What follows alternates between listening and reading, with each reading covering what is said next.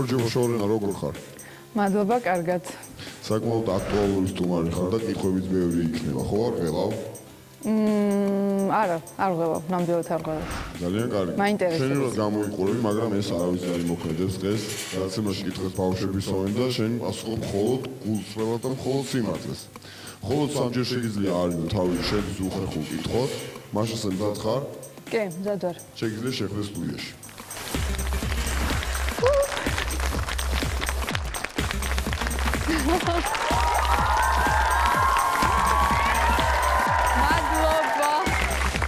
მადლობა. ვაიმე, რამდენი ბავშვია? ძალიან კარგი. ამას ცოტა ეშინია. შორენა, ეს არის ბავშვები. ბავშვებო, გაიცანთ, ეს არის შორენა. ძალიან კარგი. შორენა, ეხლა შორენა მოგყვეს საკუთარ თავზე. რამ ერთი წუთი გაქვს, რომ საკუთარ თავზე გვიამბო მოკლე ბიოგრაფია. ჩემ თავზე? რა ვიცი, მე მგონი ყველაფერი იცის ჩემზე, მაგრამ ნუ მაინც გეტყვით, მე ვარ შორენა ბეგაშვილი. ეს არის მიმი. ვარ მსახიობი, ტელეწამყვანი, ფოტომოდელი. თუმცა მარტო მსახიობი ვარ, როგორც პროფესიონალი. სხვა დანარჩენი რაღაც ისე შევითავსე და ესე გამოვიდა, რომ გამომივიდა რაღაც. ან არ გამომივიდა, რა ვიცი. ამაზე სხვადასხვა აზრი არსებობს. მყავს ერთი შვილი, ევა. და ნუ რა ვიცი, გადაღებული ვარ ფილმებში, მიმყავდა რაღაც გადაცემები. მე მგონი სხვა დანარჩენი უკვე ყველა იცის ჩემზე. ძალიან კარგი. გონი შორენა საკმაოდ მეტი გვიამბო. ახლა კი კითხების ჯერია, შორენა კომფორტულად მოთავსდი სკამზე. მოიგზავნე გულახდილი პასუხებისთვის, რადგან ეს არის გადაცემა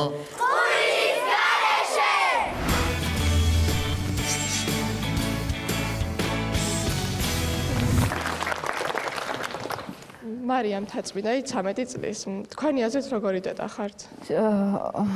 იცი რა, ჩემ შვილს უნდა კითხოთ, მაგრამ მე რაც შემიძლია, როგორც შემიძლია, ყველაფერს ვაკეთებ ევასთვის. და პირველ რიგში რაც ჩემთვის თავარია, ჩემი დრო არ მოაკლდეს და ვცდილობ ყოველთვის, რომ ხიარული ვიყო, ან როდესაც ხასიათზე ვარ, იცის რომ არ უნდა მომეკაროს და ყოველთვის თვითონ მაჩერებს ხოლმე. კარგი ხო, კარგი, ნუ დაიწყო და იკეტება თავის ოთახში.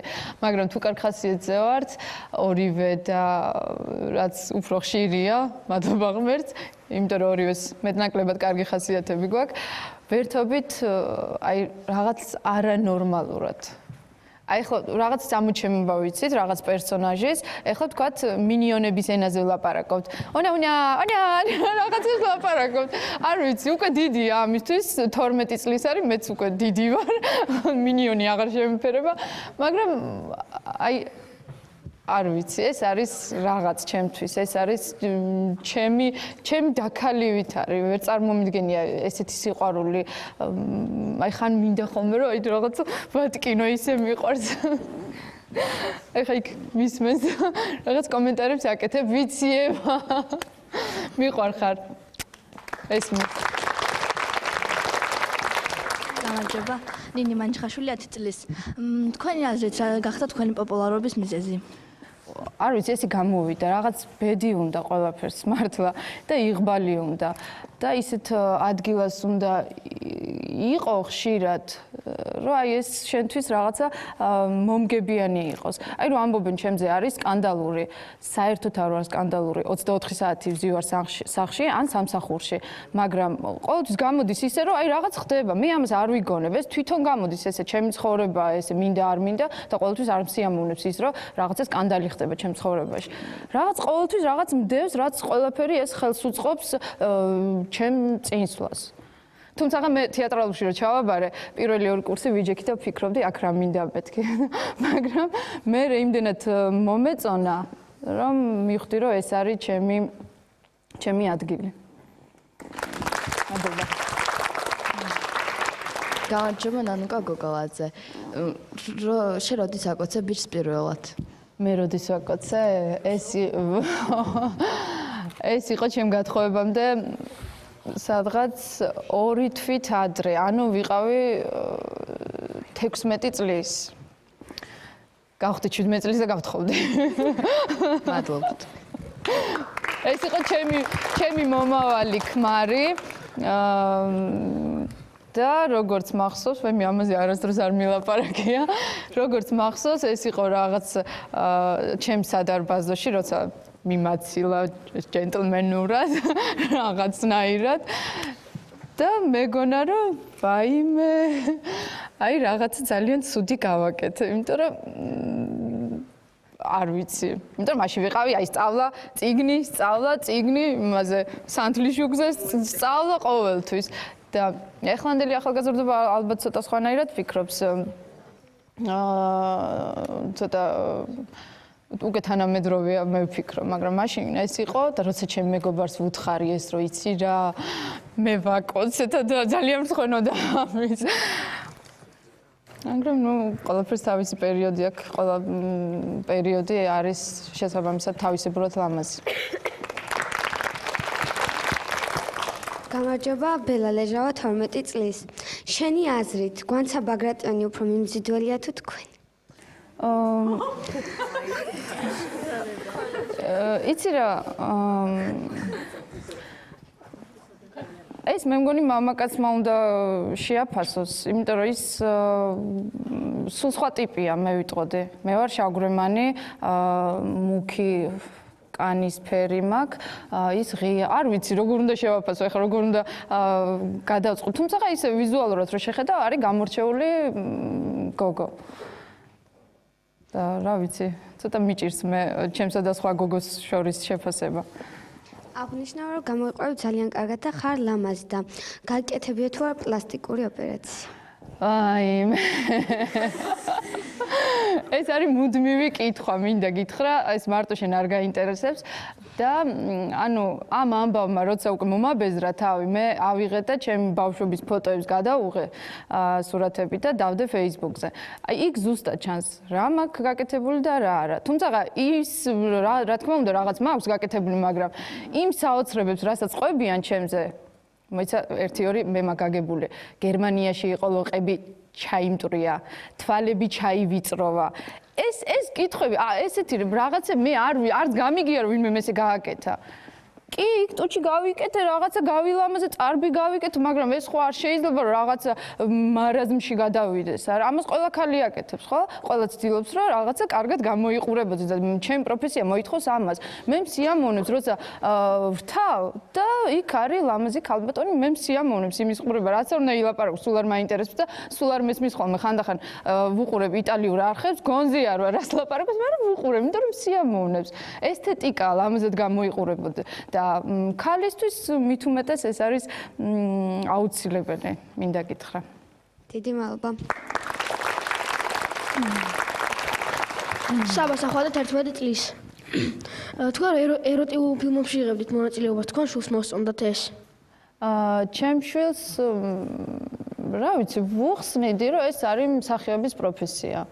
მე თუ ავირჩიე ეს პროფესია და ყველა მიცოდეს თუ აირჩევთ მსახიობის პროფესიას, გექნებათ რაღაც როლები, რაღაც შემოთავაზებები, ამისთვის მზად უნდა იყოთ. ვუხსნიდი ჩემ შვილს, რომ ეს არის მსახიობის პროფესია და შეიძლება ესე მოხდეს. იგივე მოგწონთ ანჯელინა ჯოლი, ხო? არ ვადარებ ჩემ თავში, იგივე შერონ სტოუნი, რითი გაითქვეს სახელი? მაგრამ საქართველოში ეს არის ღმერთო ჩემო ეროტიული როლები, ხო? ეს საქართველოა და ამიტომ ვამბობ, რომ არ ღირდა ეს უბრალოდ, არ ღირდა ჩემ ნერვებად. იმიტომ რომ არ ესმით აქ ბევრი რამე. და ჩემ შულს ძალიან ნორმალურად აუხსენი, რომ ეს არის ჩემი პროფესია. და დღეს თუ მექნება ეროტიული როლი, ხვალ მექნება ნორმალური როლი და ასე შემდეგ. მადლობა. და ყველაზე მაგარი ის არის, რომ ხალხს ახსოვს მარტო ეროტიული როლები და მარტო ის ფილმები, სადაც მაქვს ესეთი როლები. არის ძალიან ბევრი ფილმი, რომელიც არის ჩვეულებრივი, შორენა, ჩანს, მაგრამ არავის არ ახსოვს. ვისაც რისი დანახვა უნდა, იმას ხედავს. და ეს ფილმები უფრო ჩანს, რა თქმა უნდა. უფრო მომგებიანიც არის რეჟისორისთვის და ჩვენთვისაც, მსახიობებისთვისაც. თორნიკე აბულაძე 10 წლის. ვინ არის თქვენი შვილის მამა?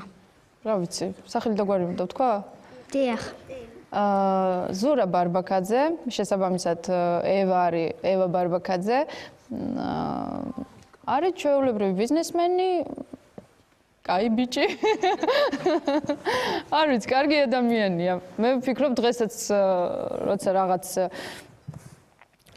დახმარება მჭირდება, ან რა ვიცი, ძალიან ხშირად ვეკონტაქტებთ ერთმანეთს და ისედაც როცა ბავშვია საერთო, ის ადამიანი არასდროს არ იკარგება შენი ცხოვრებიდან და ისე უნდა გააკეთო, რომ არც დაიკარგო. რა არის სიყვარული? ვაიმე. სიყვარული? ცოტა ვარ რაღაც. ცრებლები. სიყვარული არის როცა ყველაზე კარგი გონია, როცა ჭკუა გეკეტება იმ ადამიანს, როცა იცი რომ არ არის ის შეიძლება ესეთი იდეალური, მაგრამ მაინც ჭკუა გეკეტება იმ ადამიანზე, როცა იცი რომ იმისთვის გააკეთე ბევრ რამეს, დათმო ბევრ რამეს, ბევრ რამეზე ხარ წამსვლელი, რა ვიცი, ეს არის ნამდვილი სიყვარული. ის მე მქონია ჩემ ცხოვრებაში ესე, რომ მიყვარდა ადამიანი, ძალიან გვიყვარდა ერთმანეთი და უკვე მიდიოდა იქამდე, რომ ერთად უნდა გვეცხოვრა, ეს ძალიან ცნობილი ამბავია. ერთად უნდა გვეცხოვრა, უკვე ყველაფერი საერთო ქონდა, საერთო სახლი ქონდა და მე იცი რა შორენა, მე მეფე უნდა გავხდე, ბოდიში სახლში წადი. ეს არ არის სიყვარული. სიყვარული არის, როცა ყველაფერი გავიწყდება, აი ყველაფერზე წამსვლელი ხარ და ძალიან ბედნიერი ხარ. არავინ აღარ გახსოვს უკვე, არაფერი აღარ გახსოვს.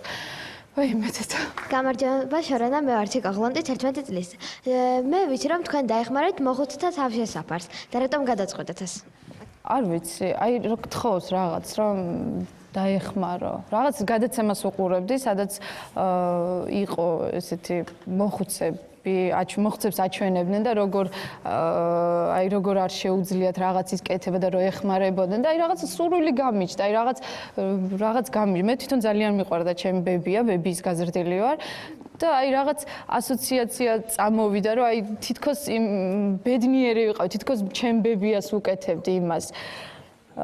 და რა ვიცი, ალბათ ვიღაცა დამლოცავს ალბათ და თუმცა ეს გავაკეთე იმისთვის, რომ აი მინდა, რაღაც გაკეთება მინდა კარგი გავუკეთო ვიღაც. თუმცა ბევრისთვის გამიკეთებია, მაგრამ იმისგან ვერ გრძნობ ვერაფერს. და ამ ხალხისგან იმდენი მადლიერება დავინახე, რომ კიდე გავაკეთებ და აუცილებლად შემოვიკრიბავ ბევრ ხალხს. დიდი მადლობა. ანი ბუნტური 10 წლის. რომელ მსახიობთან ერთად ითამაშებდით? რომელ მსახიობთან? ფიქრობ ესე ასარჩევა თუ მიდგა საქმე. ჯორჯ კლუნის უთქვია, რომ ესე ვგიჟდები შორენაზე. არ ვიცი, რომელიმე ისეთ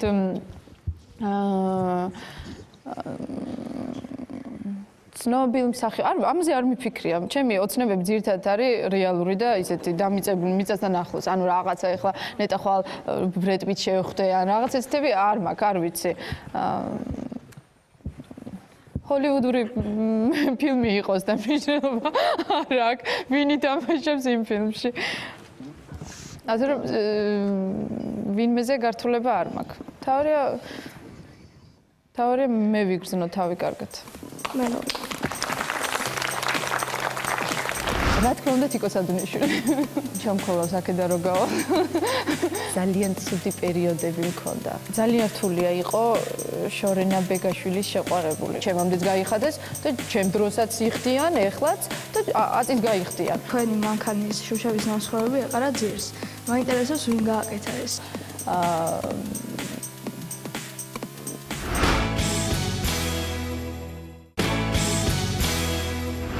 შორენა საკმაოდ კარგად ვიყავს გადაცემა, იმიტომ რომ თითქმის არც ერთ კითხვაზე არიდება არ გამოგიყენებია, თითქმის არ გამოგიყენებია.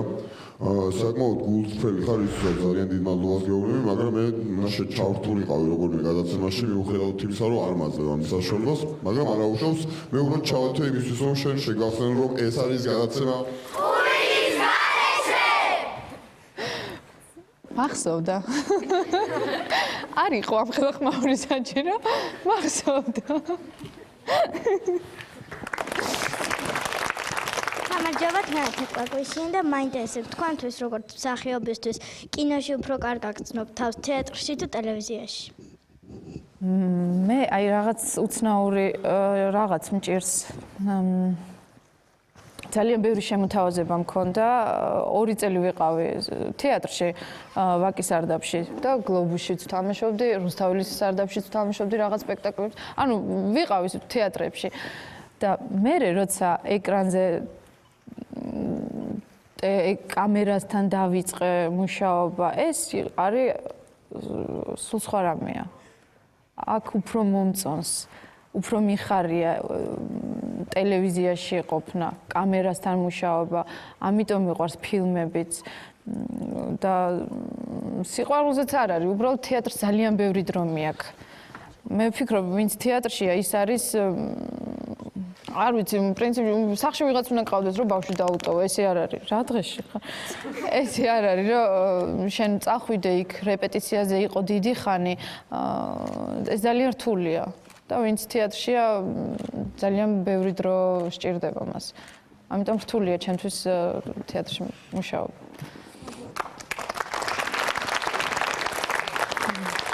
ანუ 15 წლის. შენი აზრით, შენ უფრო ლამაზი ხარ თუ თიკო სადონიშვილი? ნუ რა თქმა უნდა თიკო სადონიშვილი. არ ვიცი ეს იმას თავის სილამაზე გააჩნია მე ჩემი. და რომ ცნობილ ქართულ ქალს თუ ყველაზე შეუხედავად. ღმერთო ჩემო, ვინ ჩამქოლავს აქედან რო გავა? არა, მაგას ვერ ვიტყვი. მიხვდება, თვითონ მიხვდება. მაშინ თავი არის. თავი ავარიდო, ნუ ალბათ არ არის ჩემი მხრიდან ეს კორექტული, რომ მე ვინმეზე ვთქვა, ან ლამაზია, ან არ არის ლამაზი. ყველამ ძალიან კარგად იცის თავის ფასი და თავისი შესაძლებლობები. და მინდა გითხრა, მე მგონი არ არსებობს ულამაზო ქალი, თუ მოული თავს, თუ გაიკეთებ ისეთ ვარცხნობას, მე მქონდა რამდენიმე წლის წინ, ჩემ დაბადების დღეზე გადავწყვიტე, რომ ყოფილიყავი ქერა. აი რატო უნდა ყოფილიყავი ქერა, არავინ არ იცის და მივედი აი ჩემი ამ შავი თმებით და ვეუბნები. მე მინდა ვიყო ქერა. ისე დამიწვეს თმები, რომ გამოვედი აი ამ ხელა თმით, ოღონდ ქერა ვიყავი და ძალიან მწარედ მახსოვს ეს. ამიტომ არ ვიცი, უნდა ზუსტად შეირჩიო ტანსაცმელიც, თმაც, მაკიაჟიც. მე რო ვუყურებ ახლა რამდენიმე წლის წინანდელ ჩემ ფოტოებს, ცოტა გაოგნებული ვარ. აი ამას რატო ვიცმევდი? ან ამას აი ეს თმა რატო მქონდა? ან წარბებს რატო ვიკეთებდი ესე საშინლად, მაგრამ ამას ხო სწავლობ, ყველაფერს თავისი ეტაპი აქვს. და ესეა, თუ მოული, თუ მიხედავ თავს, მე მგონი არ არსებობს, რომ არ დარჩე შეუმჩნეველი ან ულამაზო. მადლობა. გამარჯობა, მე ვარ ლიზი გაბუნია, 11 წლის. ხარ ძალიან ლამაზ და ნიჭიერი მსახიობი. მაინტერესებს რა როლებიც გითამაშიათ, რომელშიც ჩანს თქვენი ნამდვილი სახე, ანუ ის რაც სინამდვილეში ხართ. ესეთი ფილმი არის უშენოდ მგონი მოვკვდები. აქ მე ვფიქრობ, რომ ჩანს ჩემი ნამდვილი სახე. იმიტომ რომ მაგ დროს ქმარს ვშორდებოდი და ძალიან ცუდი პერიოდები მქონდა. იქ რამდენიმე ადგილას ჩანს დასიებული თვალები რომ აქ მქონდა ძალიან ცუდი ეტაპი ჩემი ცხოვრების, იმიტომ რომ ნუ შეუძლებელია ახლა ჩემ პირველ მეუღლესთან ვიცნობდი მე-6 კლასიდან. და დავშორდი, როცა 25 წლის ვიყავ. ეს ძალიან დიდი პერიოდია. და ანუ ფაქტიურად ჩემი ცხოვრების თანამგზავრი იყო. და უცბად როცა ეს მოხდა, მე დამენგრა ქვეყანა. მე აღარ ვიცოდი რა მეკეთებინა. და აი ამ ფილმში ჩანს ზუსტად ჩემი სახე. მე ვიყავი, არ თამაშობდი არაფერს. მე ვიყავი ესეთი დაღვრემილი, მოწყენილი. არაფერი არ მითამაშია ფაქტიურად და ძალიან დიდი მოწონება დაიმსახურა. ეს ფილმი იყო წარდგენილი მოსკოვის 33 საერთაშორისო ფესტივალზე და ძალიან დიდი მოწონება დაიმსახურა ფილმაც და მეც რამდენიმე კომპლიმენტი მითხრეს ისე. მადლობა. გამარჯობა, მარი მანჩხაშვილი, 11 წლის. მაინტერესებს, რას ნიშნავს შენი ტატუები და რა ასაკში გაიგეთ? დავიწყე 25 წლიდან. რამდენიმე მაქვს სხვათა შორის. დავიწყე 25 წლიდან. რას ნიშნავს? ერთი ნიშნავს არჩანს ერთგულების სიმბოლოა. მე იმიტომ რომ ძალიან ერთგული ადამიანი ვარ რეალურად. ეს ვარსკვლავები არ ვიცი რას ნიშნავს. მე მგონი რიანასაც არ ქონდა გაკეთებული ჯერ რომ დავიხატე და მივედი და ესეთი მინდა მეთქი პასტით გავიკეთე და ესეთი გამიკეთეთ მეთქი. ეს არის ჩემი შვილის my love eva. ჩემი შვილის სახელი, ესეც ჩემი შვილის სახელი. ფეხზე მახატია ფრთები, არ ჩანს. არ ჩანს, ცოტაზე ჩანს. ესეთი ფრთები და ნუ წელზე მაქვს კიდევ. გამარჯობა, ციცი ლომიძე 11 წლის. შენი აზრით რა არის კაცში ყველაზე მთავარი? ღმერთო ჩემი ისე შეკითხებს მისვას დიდები მგონი ხართ. სჯერო და შენი, მთავარი ეგ არის. ძალიან რთულია იყო შორენა ბეგაშვილის შეყვარებული, როცა ირგვლივ პირადად მეც ძალიან ბევრისგან გამიგია, რომ იბრალებს, რომ არის ჩემი შეყვარებული. მე ეს არ მაინტერესებს, მე ამაზე ვიცინი ვარ, მართალია, მაგრამ როცა ეს მამაკაცის ყურამდე მიდის, მისთვის არ არის სასიამოვნო, რა თქმა უნდა. ხო? მე რამდენზე უნდა მომტკიცო, რომ არა, ის არ ვარ, ის ეკრანზეა, ეს მე ვარ, აი შორენა, აი ესეთი. და ვინც ამას დაიჯერებს, ანუ ვინც გენდობა, ვინც მიხვდება, რომ ნამდვილი შენ ხარ, ეს არის. და არა ვიღაცის ჭორები, ენები, რაღაცეები, ყველა მხრიდან რაღაც ესმის და ღმერთო ჩემ ეს ხო საქართველო ეს ხო აქ ხო აი ძალიან რთულია ცხოვრება. იმიტომ რომ ყველა ერევა შენ ცხოვრებაში, ყველას გონია რომ შენზე მეტი იცის, შენზე უკეთესად გააკეთებ და აუცილებლად, აბა გააკეთე რამე, ყოველთვის იქნება კომენტარი. ეს როგორ გააკეთე, ღმერთო ჩემ. ამას ხომ მეც გავაკეთებდი. მიდი და გააკეთე. სად ხარ, რატო არ ხარ? ყველაფრის გაკეთება ეზარება და როცა რამეს აკეთებ, მე იმასაც გიწუნებენ. ამიტომ თავი ადამიანი გენდოს.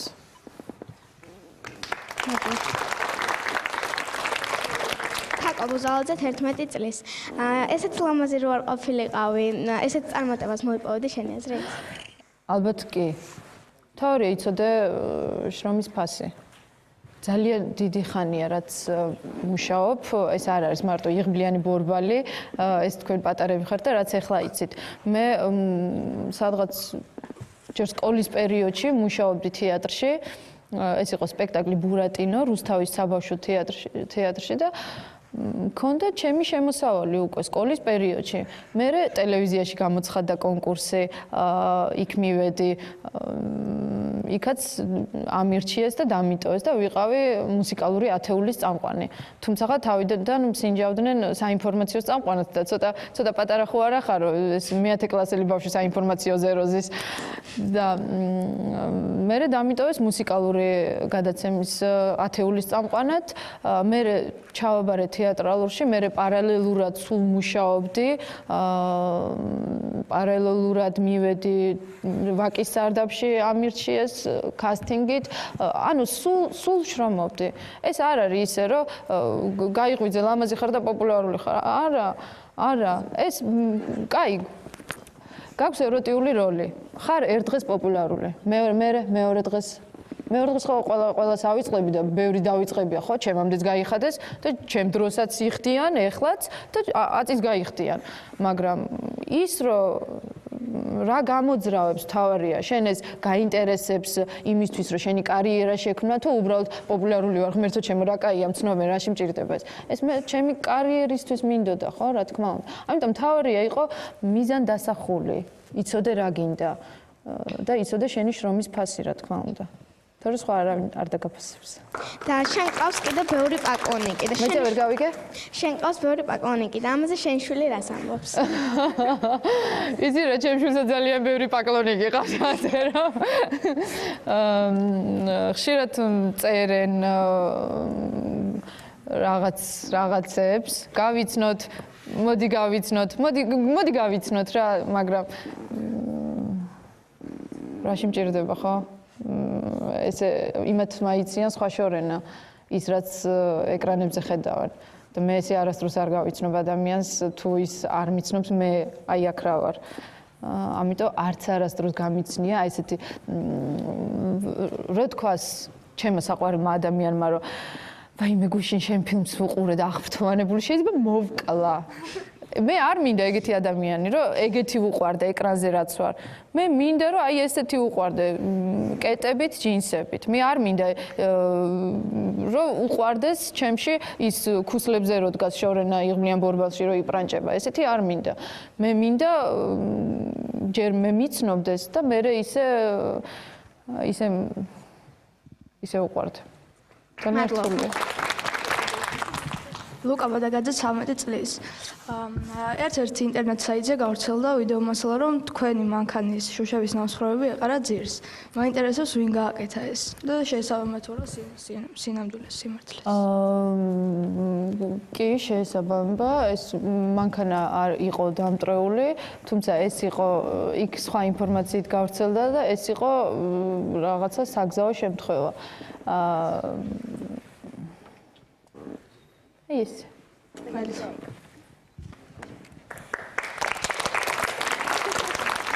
ძალიან დიდი მადლობა მოლახტულობისთვის.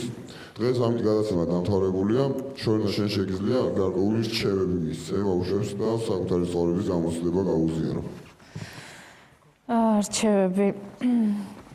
პირველ რიგში მინდა გითხრათ, რომ მე ინტერვიუებს აღარ ვიძლევი იმის გამო, რომ იყო ყველა კითხვა ჩემთვის მოსაწყენი. ვინც რაღაცას მისმენდა, ძირითადად იყო ერთი და იგივე.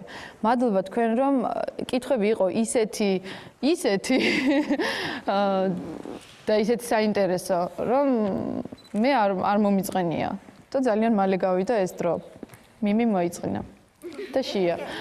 მადლობა თქვენ, რომ ესე საინტერესოდ მოიფიქრეთ ეს ყველაფერი. რჩევას რაც შეეხება, არ ვიცით, იყავით ძლიერები, რა გზაც არ უნდა აირჩიოთ. რა კარიერაც არ უნდა აირჩიოთ, იყავით ძლიერები და გჯეროდეთ თქვენი თავის. ძალიან ბევრის გავლა მოგიწევთ ცხოვრებაში, ძალიან ბევრის. და ძალიან ბევრი ადამიანი არ იქნება კარგი თქვენ გზაზე. ძალიან ბევრი ცუდი იქნება. ამიტომ ყველაფრისთვის იყავი მზად და იყავით მიზანდასახულები, რაც მთავარია. მე არავინ არ ვიყავი, აბსოლუტურად არავინ არ ვიყავი და ამას ახლა ხშირად მიწერენ ხოლმე. ამას ხო არ ავიწყდება, საიდან არის და რაღაც ესეთები. არ მავიწყდება და დღემდე მაგით ვამაყობ, რომ ცხოვრობდი რუსთავში. და რაღაც ყველაფერი გავაკეთე იმისთვის, რომ შემექმნა ჩემი ცხოვრება, ჩემი კარიერა. და არ ვიცი, რა მიზანი უნდა დაისახოთ და თქვენი თავის უნდა გჯეროდეთ. პრინციპში თქვენი ასაკიდან იწყება ახლა ყველაფერი და აბა თქვენ იცით. ძალიან დიდი მადლობა. ძალიან დიდი მადლობა იმისთვის, რომ ასეთ კითხვას არ არის თავი. ძალიან დიდი მადლობა იმისთვის, რომ იყავ ესეთი გულწრფელი. და ძალიან დიდი მადლობა რომ მოხვედი გადაცემაში, რომელსაც ქვია საბეჭდილებები არის ზღვა ძალიან დიდი, იმიტომ რომ არ მომწყენია. მთელი გადაცემა ისე გავიდა, მე ვერ მოვიწყინე. ძალიან დიდი მადლობა. ეს არის ზუსტად ბავშვები ალბათ, ეს არის, აი მათგან მოდის რაღაცა კარგი. და რაღაცა ისეთია.